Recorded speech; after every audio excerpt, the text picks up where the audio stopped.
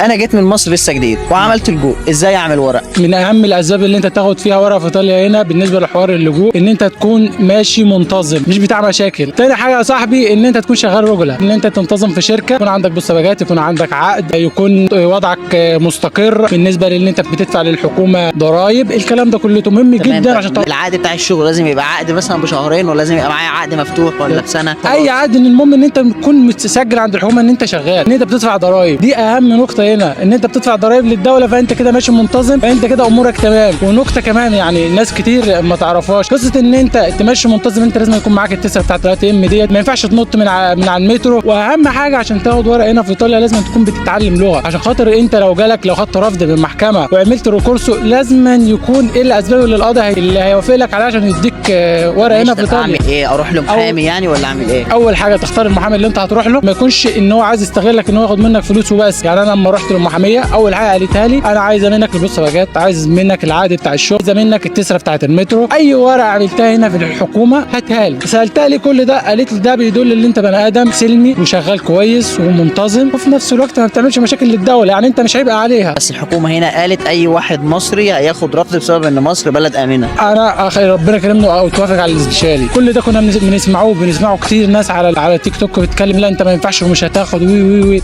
مفيش الكلام ده. انت اجتهد واتعب على ورقك وان شاء الله باذن الله ربنا هيكرمك. يعني الكلام ده بعد ما بيجي لي رفض من المحكمه صح؟ بعد ما يجي لك رفض المحكمه دور المحامي بيبتدي من هنا.